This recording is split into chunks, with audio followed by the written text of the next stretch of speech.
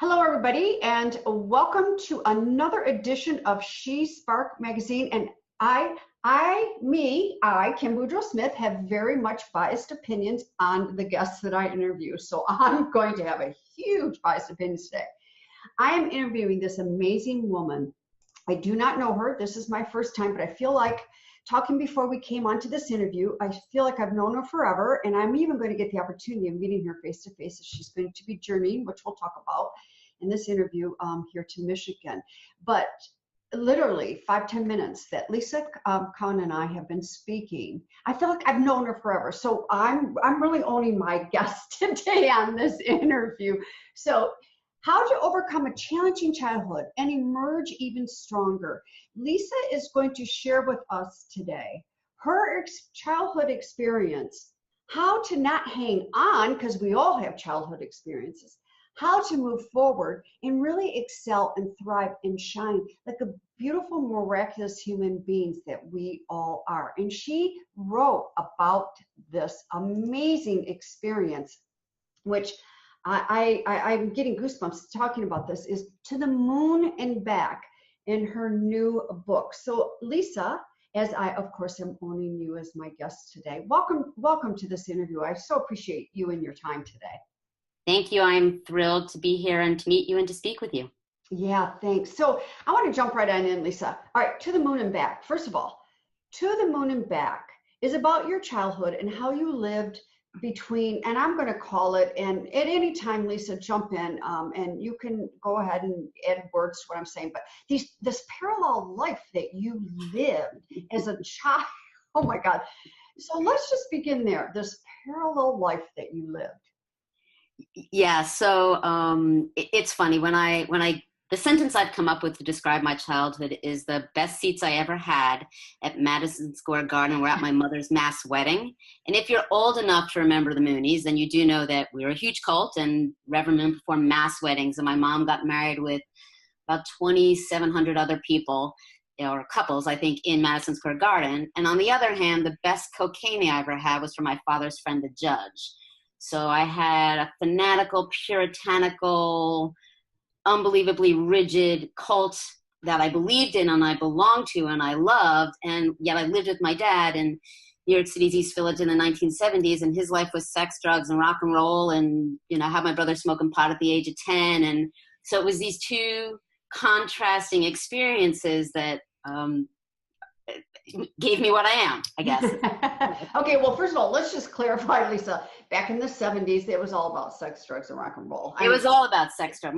Both my parents were hippies. They were very young when they had my brother and then had me, and way too young to have kids. They had him at 19 and me at 20, and they were both hippies until my mom found the church, and then they kind of diverged in their different paths of looking for alternative realities. So, yes. Yeah. So your mom's world, your mother's world was it was a fanatical cult, the Moonies. And like you said, if anyone remembers back into the 70s, they remember the cult, the Moonies and that whole environment. And then your father's world, obviously your mom and dad split, divorced.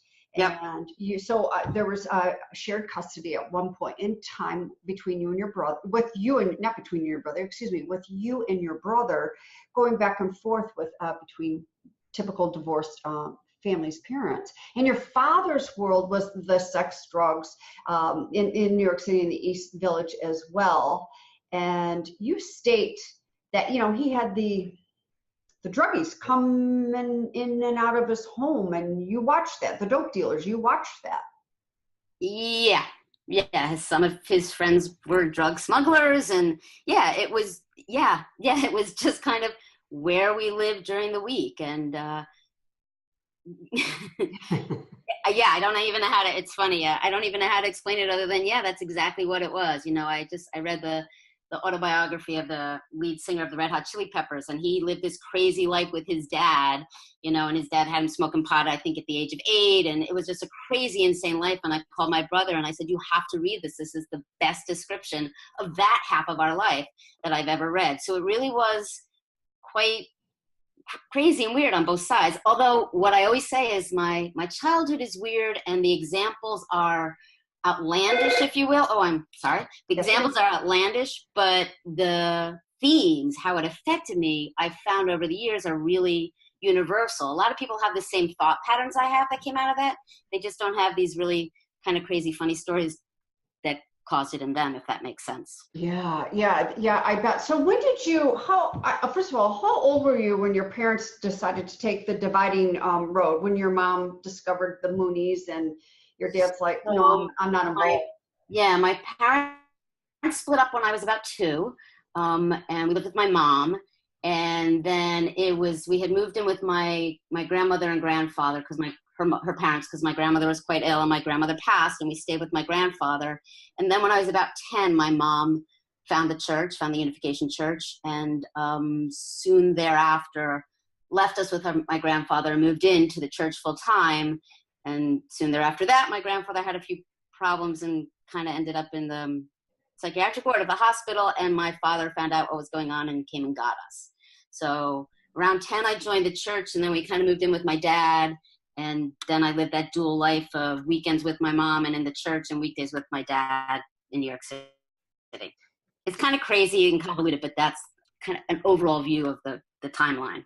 So Lisa, did you complete a full education? Did you get all the way through high school and then further education? Oh yeah, I went to Stuyvesant High School in New York City. It was actually my local high school, but it was one of the specialized schools in New York City. I went to Cornell University, and oddly enough, got a psychology degree, a bachelor's in psychology. I have a good friend here who said to me, if you read my book, so like, you grew up in a cult, both your parents were kind of really not great parents. When I left the cult, I became anorexic. I got mildly addicted to cocaine. I was in a lot of destructive relationships, and I was a psychology major, and I never saw the connection. And then I actually have a master's, an MBA, a master's in business from Columbia University, which I got in the early 90s. So very impressive. You have a very impressive background. Yeah, I mean, your education stream is extremely impressive. And literally, I'm sitting here scratching my head. It's amazing, how we can live parallel lives like that and pull off.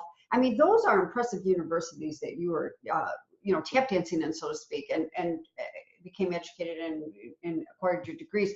It's amazing. First of all, how much of this, maybe not to this extent, because this is not the 70s anymore, where, of course, we're in it's 2018. So much of this still goes on in such a different way, now that we've got the internet and Google and things like that. It blows me away of a lot of this dysfunction happening behind people's closed doors.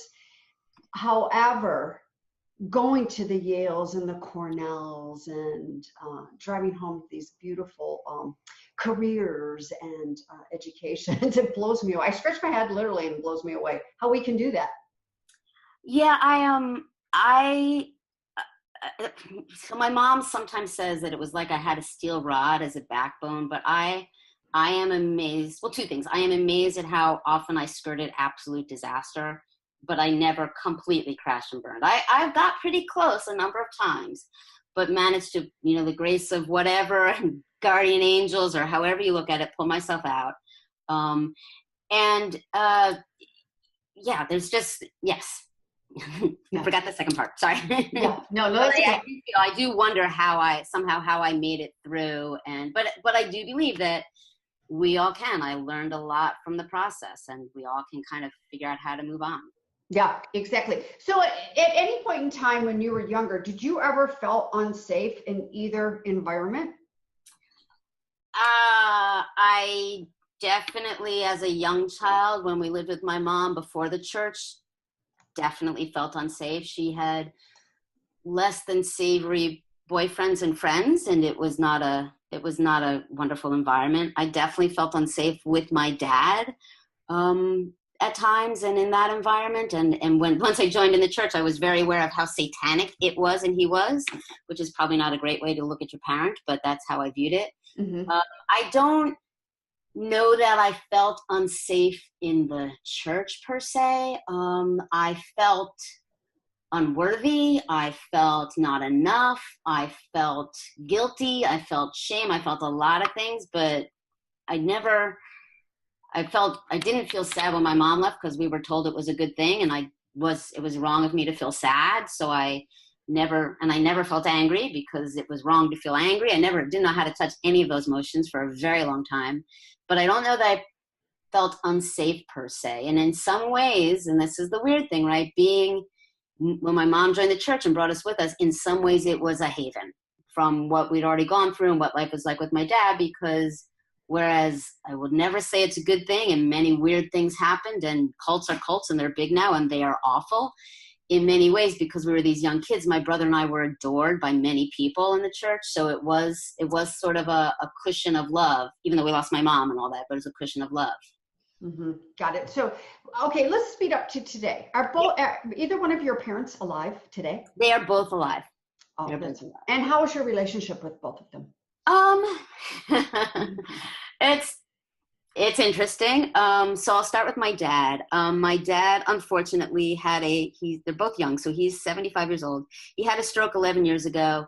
He lost his right eye and the left side of his body, and he's currently in a nursing home. He was in an assisted living facility, and he kept smoking cigarettes in his room and causing fires, so they moved him into a nursing home. I am his primary caregiver.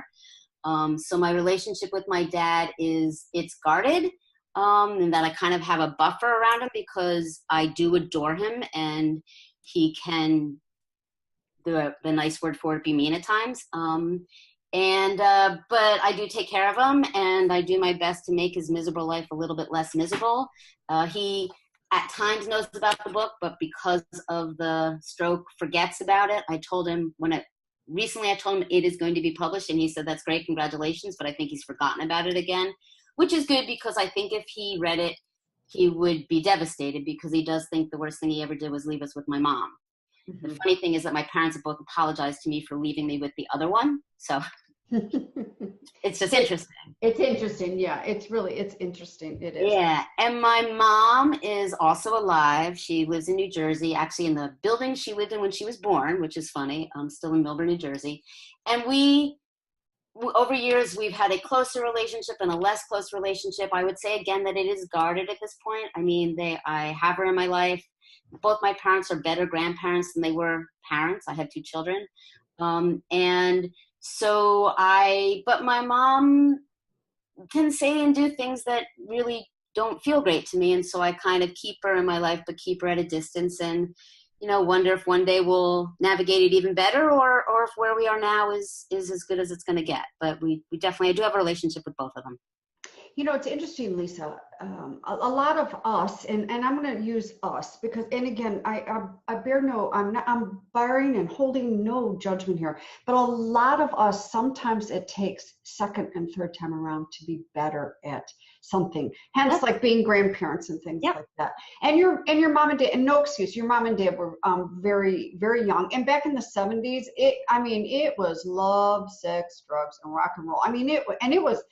There are some times I miss the 70s, I miss those 70s. I would not want to be doing it now, but I miss those 70s. But and a lot of us, and I wasn't a parent back then, and my parents weren't doing that, but a lot of us were hanging out and doing things like that. Yeah. And your parents were very young, so it's just part of the environment. So your parents are nearby.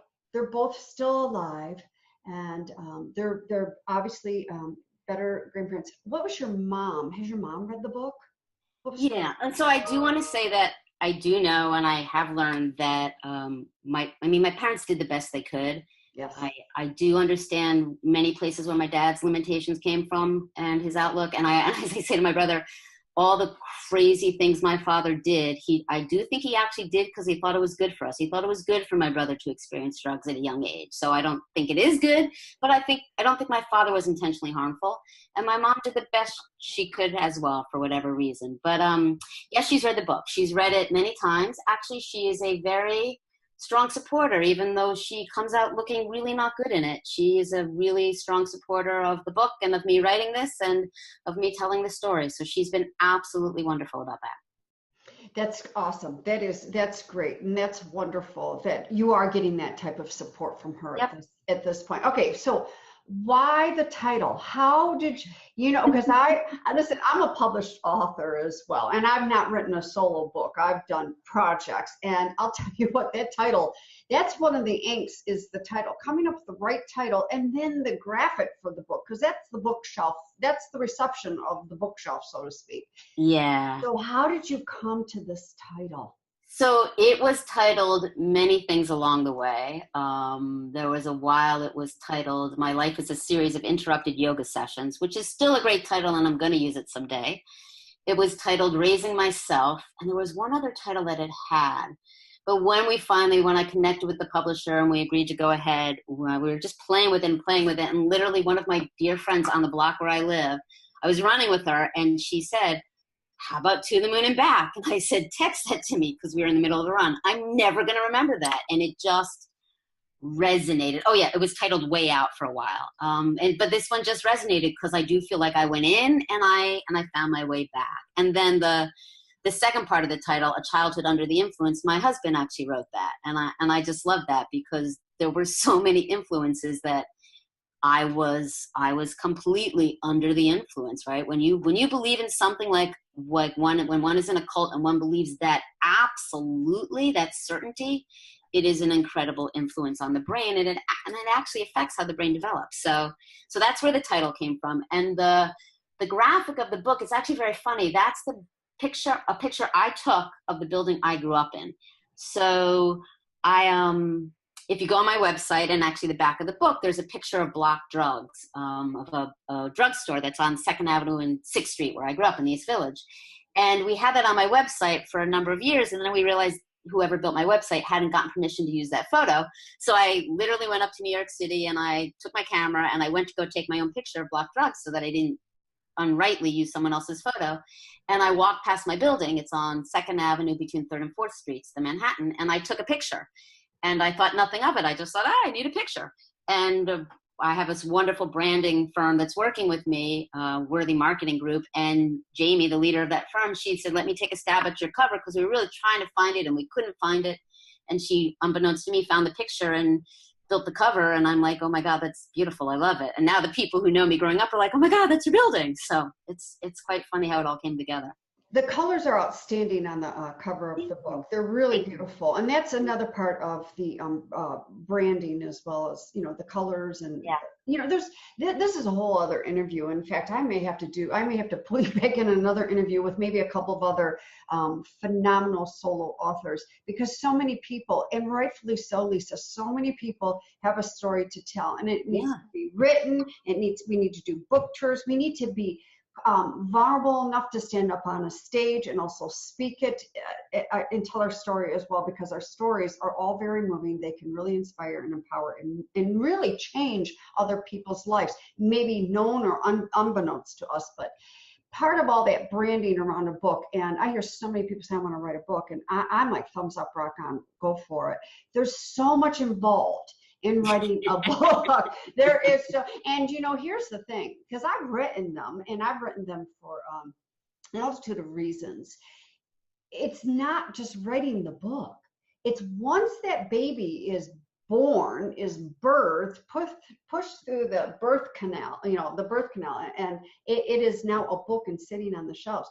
That's where the work really begins. It's like, you're a mom, I'm not a mom, you're a mom. It's, now that the children are born, that's where the work begins. It's the same book, all the marketing and everything, which, by the way, please share with everybody, number one, where they can get to the moon and back, A Childhood Under the Influence. So it will be out on September 18th, which is a very auspicious day for us former Moonies. But it'll be out on September 18th, but you can pre-order it now on IndieBound. And I say that first because I like to work through independent bookstores. You can order it on Amazon, and you can order it on Barnes & Noble. It's available everywhere. And any one of those, you search To the Moon and Back, and my name, Lisa Kohn, and it's Kohn, a weird way to spell it. But it's there for the ordering, and it will be shipped on September 18th, 3 weeks from today, which is exciting. Yes, and so what's the date? What's September 18th? What's that date? So in 1974, Reverend Moon spoke at Madison Square Garden. This is when we first joined. We joined in 74.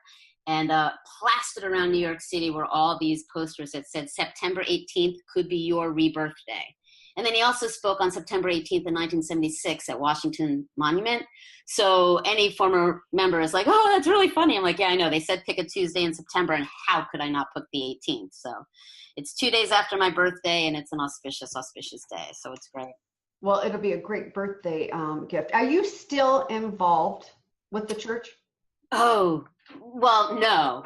I am... So in my process of healing, it's funny because in the book I write many, many years ago, I ended up in when I really hit my hugest bottom and, my life completely blew up, I ended up in a couple of forms of therapy, and I was with this group of therapists, and she said to me, you have to integrate the church in order to heal. And I believe I cursed. I said, no blank way. Like, no, the only way I survived leaving was by totally shutting it out.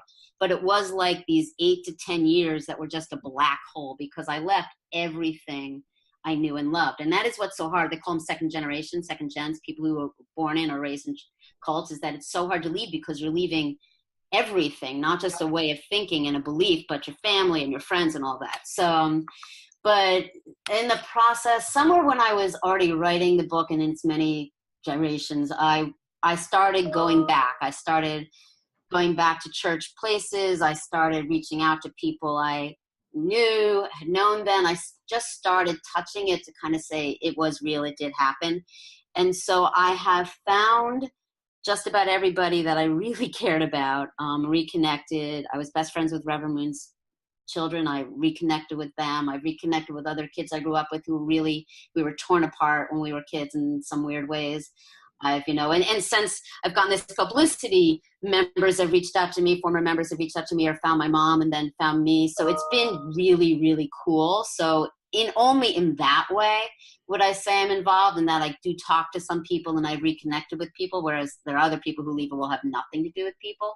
I'm also involved in a group of second generations from the church. There's a Facebook group and a whole group that kind of supports each other. And so I've gotten very involved in there because I'm like the older mentor. I left over 30 years ago. I'm like, people come on, I'm like, oh my God, I knew your parents. How's your dad? It's very funny.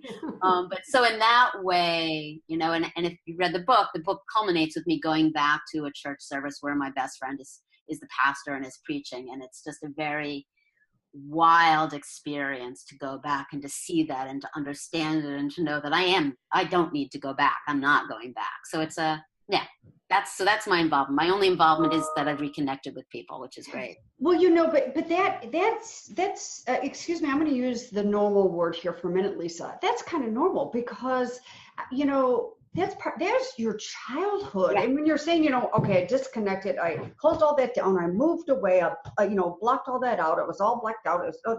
That's like cutting off the right arm and the left leg, so to speak, of our bodies. With the beauty of Facebook, and trust me, is that I have a love-hate relationship with that damn Facebook. But here's the love part of the Facebook is I'm in a private group from everybody from my high school. Yeah. And talk about so cool reconnecting. So that is so normal to want to reconnect with some of those people. That was your childhood, and that was their childhood too. Yeah.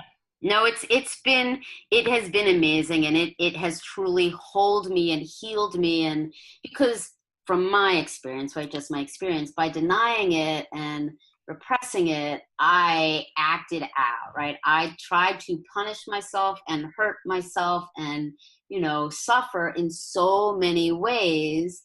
I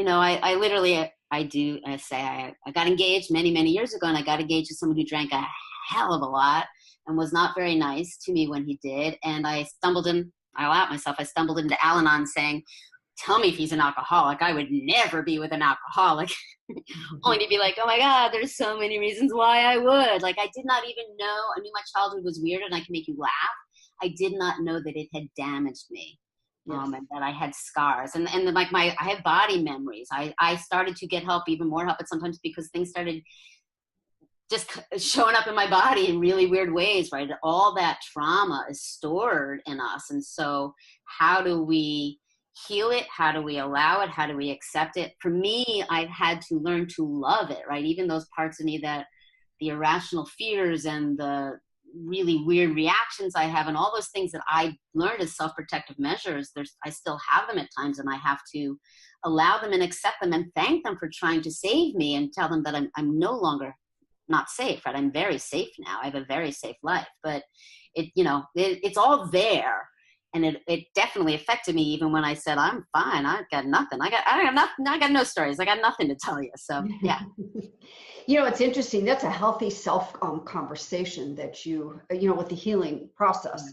And I call that inner critic, that other voice, in which we all have that. And it's not because we have dual personalities or we're psychotic or anything. We have an inner critic. I call her a hag in the attic. And that hag in the attic, I'm telling you, she's the biggest bitch there is on the face of this earth. And I'm known for this around the world, this hag in the attic. And, when we can finally start sitting down, and we don't want to get rid of that inner critic. We don't. That inner critic there is to warn us, hey, you said you were taking a right-hand turn earlier today, and now you've gone left. I'm just popping up to say, what's going on, sister? What is up? And to be able to be strong enough and do all this healing and self-worth and self-love, because we all have baggage. And our baggage, let me tell you, I don't even like to compare. At the age of 58, I won't even compare childhood baggage, because we all have it. No parents are perfect. No parents are perfect. But to be able to have that healthy conversation with oneself to say, I am safe. I'm good. This is where we start to arrive to that self-healing and not controlling that hag, but managing her and giving her the respect, because she's just looking out for us. That's all. That's her job. That's her job. That is truly what I've learned. I call it embracing the dark side, right? My title was the editor, and I could literally say something and I'd be like, and the editor just said this, because it was so constant once I became aware of it. But I've realized that I learned all these things to stay safe as we all do, right? But to stay safe in what either was unsafe or felt unsafe to me. And so this part of me thinks it's protecting me. And so how can I get mad at it for protecting me? I got to sit it on my lap and they're there and, give it a hug and say, thank you, but it's okay. Calm down. What do you need? And that, I do deep breathing a heck of a lot to just kind of be like, thank you. And it's actually okay now. And okay, let's keep going. Right. Because my inner critic, my editor, doesn't push me harder, because I can be extremely, extremely driven. And that's one of my things. I've actually learned to have to tone down how hard I push and hard I work, but can criticize absolutely everything and just lambast me, thinking it's protecting me. So it's been a learning to realize how to love that part of me versus to push it away. Yeah. And I think that's the bottom line right there, Lisa, is we need to all learn how to love that part of us. Because my hag, let me tell you, I got to give her a cigar and a margarita with top-notch organic limes and the best salt there is that goes on the rim to make her sit on down, because she's stubborn. I'm the same way. I'm very driven too. And I have learned, in the second half of my life, to be able to breathe. So I want to swing back around. 3 points, because you have now, we have grown up, even though there are some days I want to be a Toys R Us kid. We have grown up, you've gotten married, you have kids, all this and that. What 3 simple things, and I heard a couple of you talking about just here a moment ago. What 3 things, to the women that are listening to this interview, that they could do starting in this moment, listening to this interview, to go, for them to, if they're hearing and they go, oh gosh, holy crap, man, oh man, what a childhood Lisa had. Wow, I'm not the only one, to heal and move forward. Because as a society, we like to hang on to that baggage. We're just human beings, love to hang on to that baggage. Yeah. So the umbrella, the biggest thing for me, right? And this is not to make light of any situation that anybody's going through because my childhood was weird, but there are people who have a lot worse trauma and a lot worse baggage than I do. But self-love, truly finding a way to love and care for myself, whatever that means, for oneself, whatever that means. I was taught, or I learned really well not to. I didn't even know it was there, but to figure out what makes me happy, what makes me safe, how can I be more gentle to myself. I teach lots of people just to put their hands on their heart. It feels really good and it's calming, right? So anything in this day, at any moment, what can I do to care for myself? I've learned that I have a choice, that our minds are so amazing and so powerful, but we have the opportunity to use them in a way that's going to help us. And so how can I actively right now pick up my brain and put it on something that's going to ease my heart and soul, right? How can I have that? How can I literally think about something? My friends all know, they now look for yellow birds. I love those yellow birds. Every time I see the yellow bird, I'm like, yes, the universe is beautiful. What is it? Is it the flowers? Is it the trees? Is it the grass? Is it the breeze? Is it a cup of coffee? What can I savor and enjoy and be in this moment and lift my heart and mind and put it on something else? I do have the choice, not what happens to me, but how I work with and deal with what happens to me. That's my main two, right? Like, look for joy, look for love. I use the words I choose love a lot. How can I come from love, and how can I ease my soul? And then the third one as it comes up. That being said, it took me a long time to realize that it's okay to be angry and it's okay to demand what I really want, because I was a people pleaser for so many reasons and in so many ways that even when I think I'm being evolved and trying to be better in a relationship, I was trying to work out something with my mom and be better. And someone's like, is that your perfectionism? Are you trying to control it? Like, how to really realize what is true for me, what I need, what's negotiable and what's not. And with compassion, set those boundaries so that I treat myself and stick around others who treat me in a way that feels good most of the time, if not all the time. Yeah. I think that's kind of a combination of three. Yeah, you said that B word, boundaries. I mean, that's a huge thing, because if we don't have self-boundaries with self-love and self-compassion, Lisa, set in place, how can we possibly get out there? We do get out there and interact. And it's one of the things that you also have said, is it gets messy. And you know what? I love allowing messiness, but I love allowing messiness within myself. I don't mind showing up to a meeting and I'm running late and the dogs puked before I left the house, and my allergies are going and I'm a wreck. I allow that messiness. I also allow the messiness of, look, just yesterday I tripped, I made a mistake, I'm human.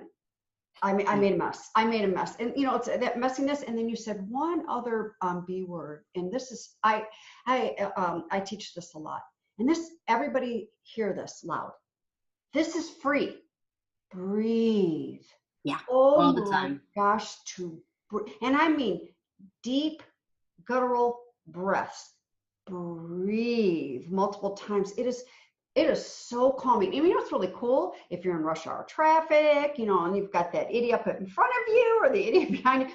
Breathe. And it works. It's amazing. It is amazing.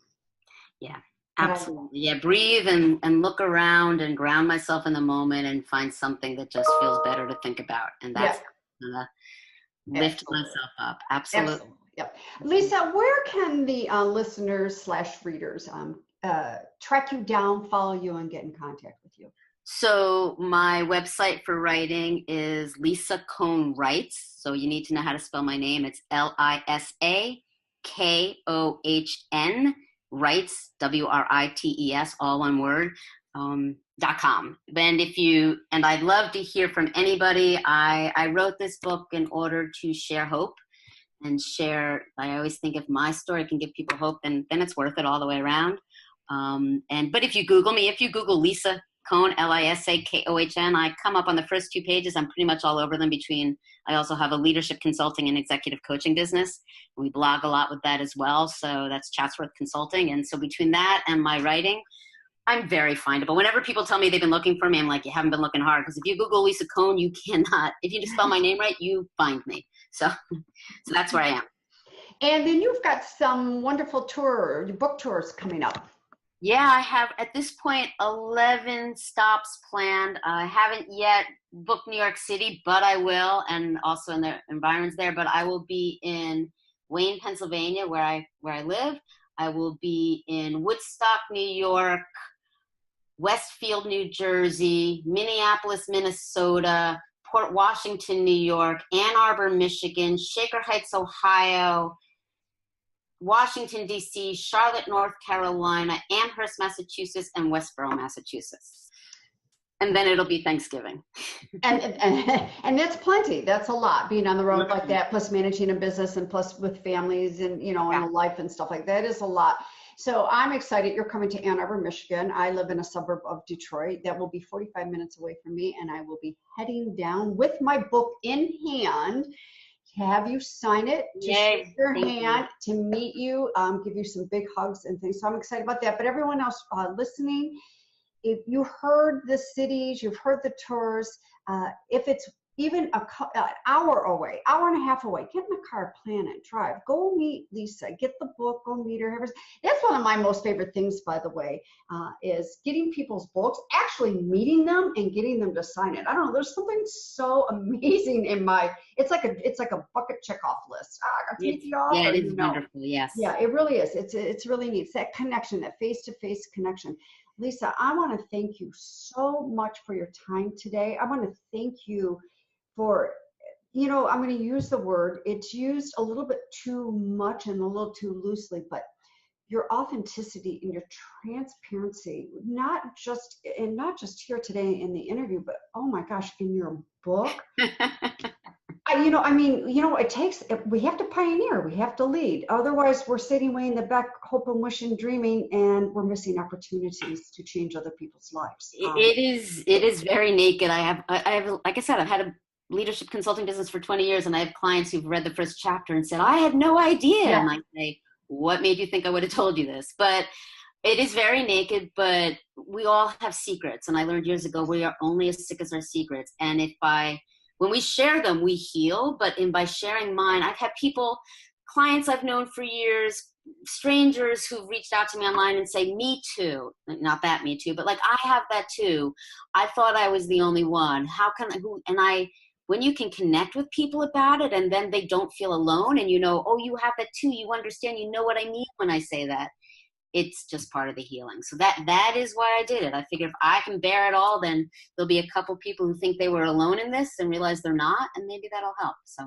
Absolutely. And that's the power of our message, of our words. And that is the power of the connection. And it is the hashtag #MeToo. Brene Brown is huge around that. One of my faves, Brene Brown. Yeah. And you're right up there with her. You're paving that way. You're leading that way. So again, Lisa, thank you so much. I recommend everybody listening to this, hunt her down, track Lisa down, go over to her website, get her book, follow her on social media, reach out, do whatever it takes to meet this amazing woman. And if she's coming to a nearby city, get in the car, go, pack the car up with some girlfriends, go, make it a girl's day or go alone, whatever you so choose, but get on out there and meet her. And again, Lisa, I thank you very, very much for your time today. Thank you. Again, it's lisakohnwrites.com and all the events are on there and there will be more. And I do love to, so far I'm responding to every email. I want to respond to every email. I love to talk to people. I love to connect and hear stories. So thank you so much, Kim, for the opportunity to talk to you. My pleasure. Take care. Take care.